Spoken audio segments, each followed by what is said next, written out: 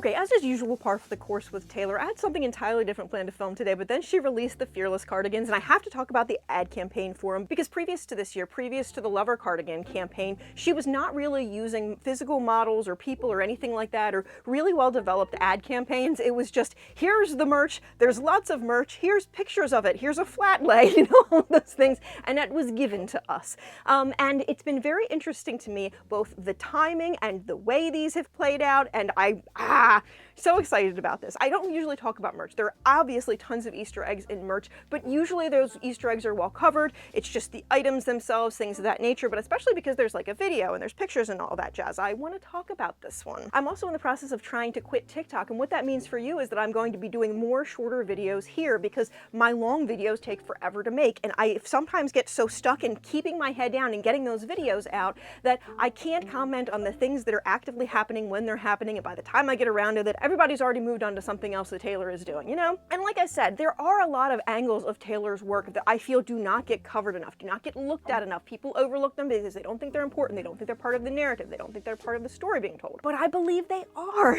So first off, we have to discuss the rep of it all, because I think anytime she releases something or talks about something or something happens, everybody expects that it's going to be rep. And I've been saying for a while now, she has other things going on, she has other things planned, she's trying to make us pay attention to other things, she's trying to make us look at things from the past, things of that nature. I don't think we're going to get rep until we're ready. The large majority of the fan base is not ready, because here's the thing, they're still begging for rep, they're still getting disappointed when they don't get rep. So as for the cardigans themselves, I really love the way that they're styled. I really love how it's like kind of academia, but it's kind of like made more springy and things of that nature.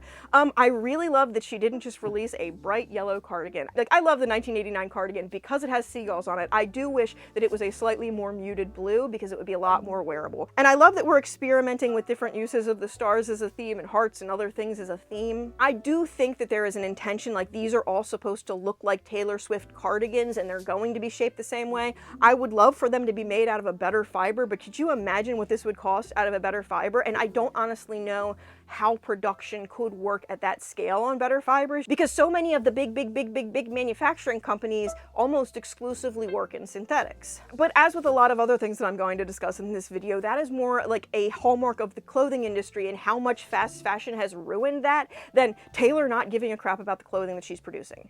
I don't know of anybody at Taylor size, and admittedly there's not many people, but anybody like Taylor size or immediately below that is offering a $75 cardigan that is made out of even 50% natural fibers. I think this is criticism we need to stop pointing at the artist, and we need to start pointing it at the record labels, the people that have the most say behind these kind of things. But also, if you want better quality merch and you want it from UMG, it is going to have a higher cost associated with it. But let's discuss the ad campaign. I'm not going to discuss the Story of Us music video because I've seen other people commenting on that, and I honestly haven't seen that music video, so I don't have anything to say. But I know that everybody on Bluesky was talking about, oh, the Story of Us music video, the Story of Us music video. And I also like the continue of the like academia theme. And I said high school earlier, but this is like senior year of high school. This is maybe telling me that maybe narratively we are not stuck at the high school anymore. Maybe we are getting ready to graduate on from the high school. I think there are a lot of metaphors about parts of Taylor being in arrested development or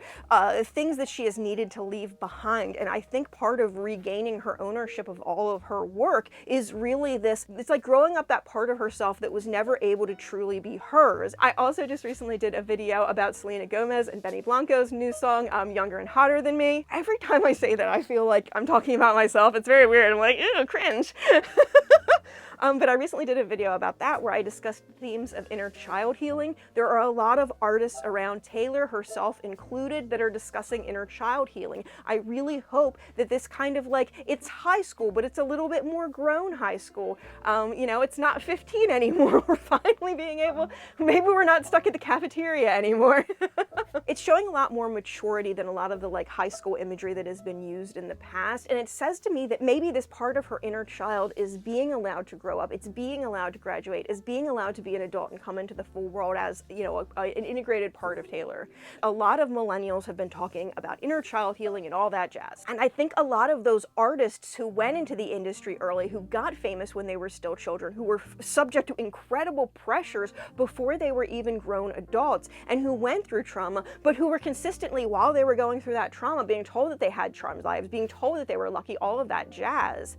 it really does cause a very noticeable impact on people. There have been so many famous celebrities who have talked about like feeling like they're in arrested development, feeling like they never emotionally matured past that age when they originally became uber famous, and then had the trauma of everybody like looking at them and talking about them, and all of the media telling stories about them, and the media wanting to publish a headline about you every week, whether it's true or not, because they know that you're going to get clicks. All of those things, people like Taylor, people like Selena, people like the kids from One Direction, they're not kids anymore, oh my gosh, the guys from One Direction. People do ask me from time to time, like, why I don't like Debut and Fearless as much, and a big part of that is just, I am 6 years older than Taylor. 6 years, 3 months exactly, to be specific, because I was born on September the 13th. Fellow 13 baby. I did resent Taylor a lot when she first, like, started to become famous, because 13 was my thing, it was my number, and it wasn't cool before Taylor. Taylor made something that I was happily uncool with very cool, and now everybody's like, oh, you like 13 because of Taylor. It's like, no, I existed for 6 years before Taylor. Please don't take my birthday from me.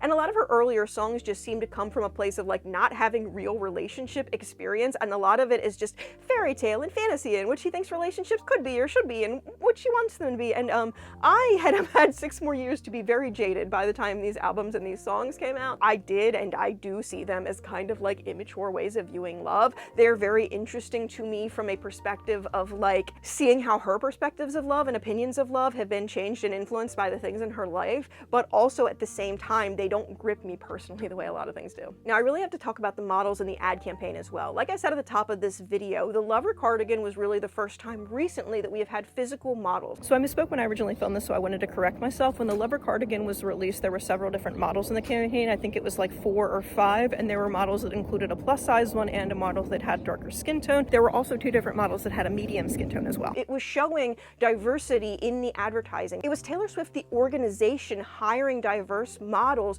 merely days after the inauguration happened and all the anti-DEI stuff. And yes, it's not perfect, but it's 3 models for a campaign that was like just being filmed right then. And why I didn't talk about it earlier is because A, so much other stuff was going on, but B, also I wanted to see like, is this just a blip? Is this just a one-time thing? Or is she gonna actually commit to this strategy going forward? And that's something that she has done with the Fearless cardigans. We have 4 different models. We have a man. I don't know who this model is, so I don't want to speak on his ethnicity, but he does look non-white.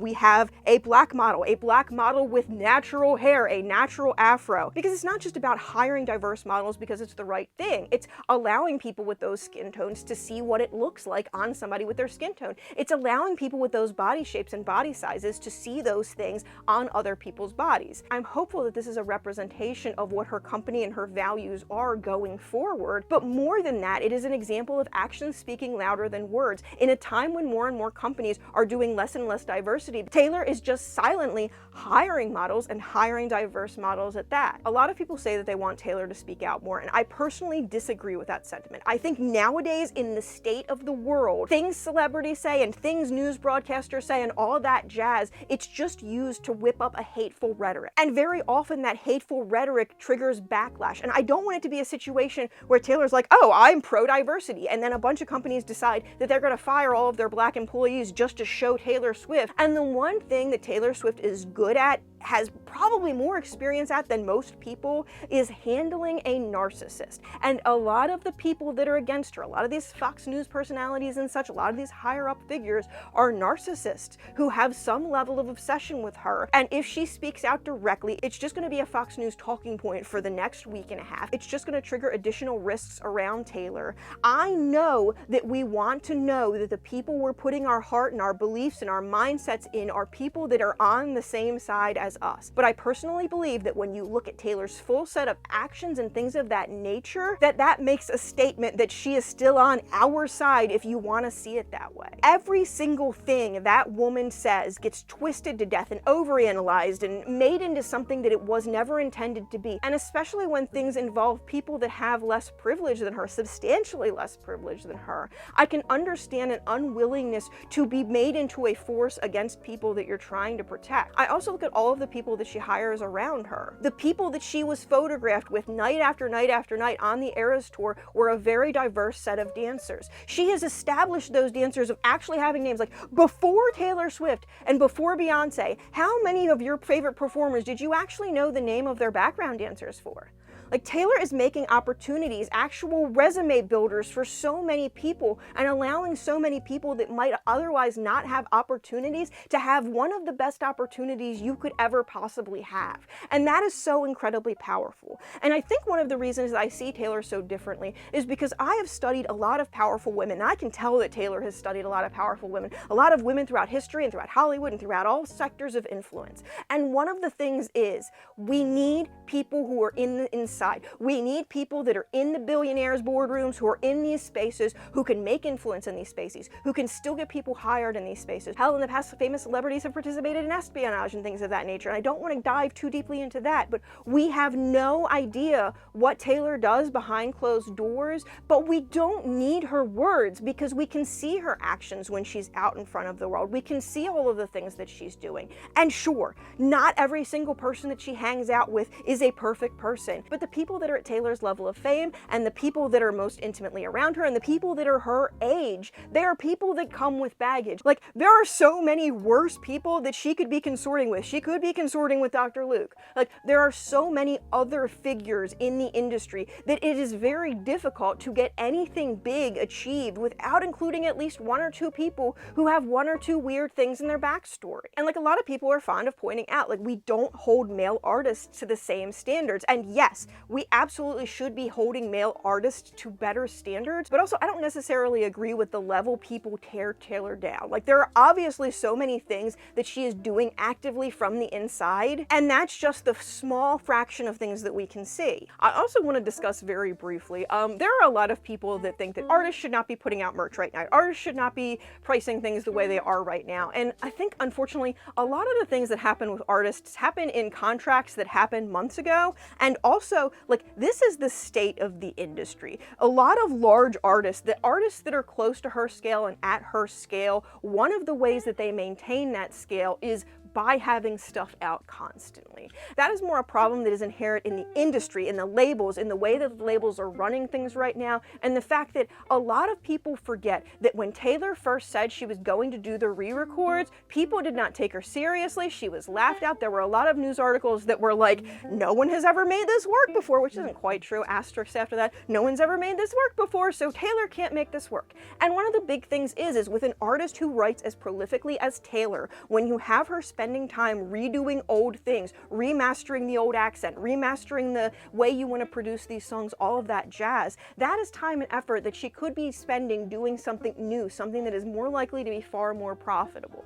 Yes, obviously Rep TV is going to be insanely profitable. We know that now. That's not something anyone could have predicted before the Eras tour. I think a lot of people are considering Taylor from where we know she's at right now, with all of the stuff that's been happening with the Tavis narrative, with all of the things that have been happening with the Eras tour, and with her skyrocketing to a level of fame that she has previously never been at. She is bigger now than she has ever been before in her career, and that's critical. But that is not the point that she was at when she signed those first contracts. And a lot of people in the industry seem to think that it was a fool's errand to try and do those re-records. There had to have been a price baked into that contract. There had to have been things like, these amount of merch sales need to happen, these amount of promos need to be happening, these amount of things need to be happening in order for us to let you continue to work on old things. I do think that things have lessened up. I do think that's one of the reasons that the merch quality has seemingly improved, and why a lot of the merch this year seems more curated, more thought about, things of that nature.